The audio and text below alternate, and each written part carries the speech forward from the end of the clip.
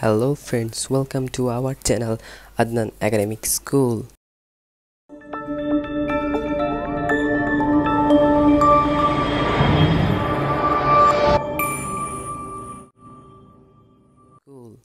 আজকে আমরা Dhaka board 2019 GSC math chapter 11 থেকে পরিসংখ্যানের যে সৃজনশীলটি এসেছিল, মোট 2টি সৃজনশীল এসেছিল। এই টিউটোরিয়ালে আমি প্রথম পরিসংখ্যানের সৃজনশীলটা সলভ করব, পরের টিউটোরিয়ালে সেকেন্ড সলভ করব। সো আমরা প্রশ্নতে যাই। কি বলেছে?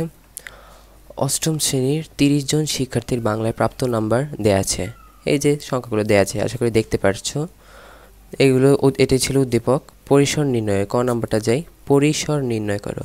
পরিসর নির্ণয় করতে বলেছে। অঙ্কগুলো কিন্তু খুবই সহজ, আমরা আস্তে আস্তে এগোই। পরিসর নির্ণয় করো। এখানে প্রদত্ত নাম্বারের সর্বোচ্চ মান ছিল 88। এখানে সর্বোচ্চ মান ছিল 88 এবং সর্বনিম্ন মান ছিল 36। পরিসরের নির্ণয় সূত্র আছে। সূত্রটা কি? তুমি স্ক্রিনে আসছে দেখেছো। সর্বোচ্চ সংখ্যা মাইনাস সর্বনিম্ন সংখ্যা প্লাস 1, অর্থাৎ সর্বোচ্চ সংখ্যা থেকে সর্বনিম্ন সংখ্যা বিয়োগ করব, তার সাথে 1 যোগ করব। সেটি আমাদের নির্ণয় পরিসর 53। ক নম্বরটা খুবই একটি সহজ অঙ্ক ছিল, বুঝতে পেরেছো আশা করি। আমরা আবার প্রশ্নে যাই। খ নাম্বার ছিল মধ্যক নির্ণয় করো। এই একই উদ্দীপক থেকে আমাদের মধ্যক নির্ণয় করতে হবে। এটা আরেকটি ইজি অঙ্ক, মধ্যক নির্ণয় করো। আমরা দেখি। খ উপাত্তগুলোকে মানের ঊর্ধ্বক্রমে সাজানো হলো, অর্থাৎ ওই উদ্দীপকের সংখ্যাগুলোকে ছোট থেকে বড় সংখ্যাক্রমে সাজানো হলো। অর্থাৎ দেখো 36, 38, 40, 42, ছোট থেকে 44, 45, ছোট থেকে বড় পর্যন্ত সাজিয়েছি।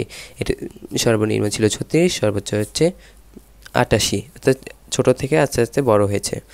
এখানে মোট উপাত্ত সংখ্যা n = 30, যা জোড় সংখ্যা। বুঝতে পেরেছো কি বলেছি?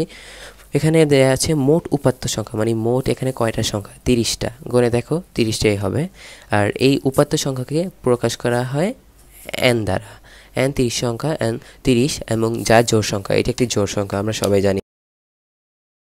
মধ্যক নির্ণয় সূত্রটি আশা করি তোমরা দেখতে পারছো। n/2 তম ও n/2 + 1 তম পদ দুইটি সাংখ্যিক মানের গড়। 30/2 তম এবং 30/2 + 1 তম পদ দুইটি সাংখ্যিক মানের যোগফল।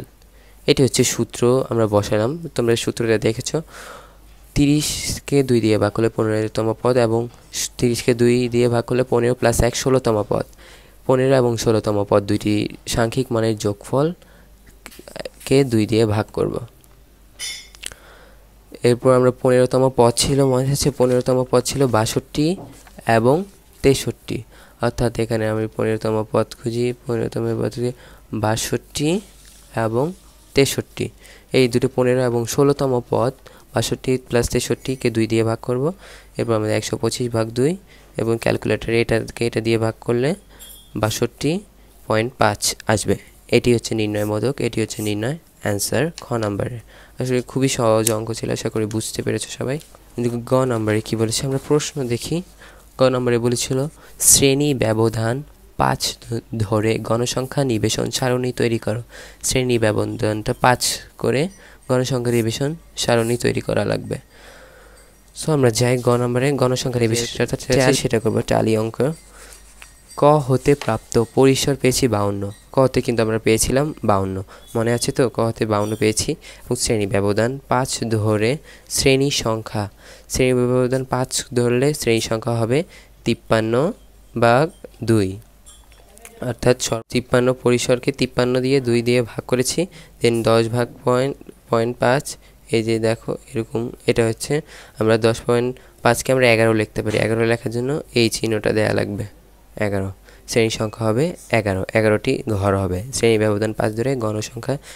শ্রেণী ব্যবধান টালির অঙ্কটা খুবই সহজ। শ্রেণী ব্যাপ্তি সবচেয়ে সর্বনিম্ন ছিল 36, 5 করে বেড়েছে 36 থেকে 40। দেখো এখানে তো কিন্তু দেখতে লাগে কিন্তু 4 ব্যবধান, আসলে কিন্তু 4 না, আসলে কিন্তু 5 করে। 36, 37, 38, 39, 40, 5 করে 40 থেকে 41, 40-এর পর 41 এখানে এসেছে, 41 থেকে 45, এরপর 46, 50, 51, 55, 56, 60, এভাবে 5 করে বাড়তে 90 পর্যন্ত শেষ পর্যন্ত এসেছে। এবং এত থেকে এতর মধ্যে সংখ্যা কতগুলো দেখো, যেমন একটাই তোমাকে দেখিয়ে দিই। 36 থেকে 40-এ কতগুলো সংখ্যা আছে? 3টি সংখ্যা, গণসংখ্যা 3। এখানে দেখতে পারবা 36 থেকে 40-এর মধ্যে 3টি সংখ্যা আছে, আমি 3টি সংখ্যা দিয়ে দিলাম। তো সেম একইভাবে এরকম করে এরকম 2 2 2 4 এরকমভাবে মান করে আরেকটা জিনিস দেখার বিষয় আছে, 5টা এইভাবে তো 1 2 3 4 করবে, 5টার পর সংখ্যা হলে যেমন করবে 1টা 2টা 3টা 4টা, 5 নাম্বারটা পুরো এরকমভাবে দিবে।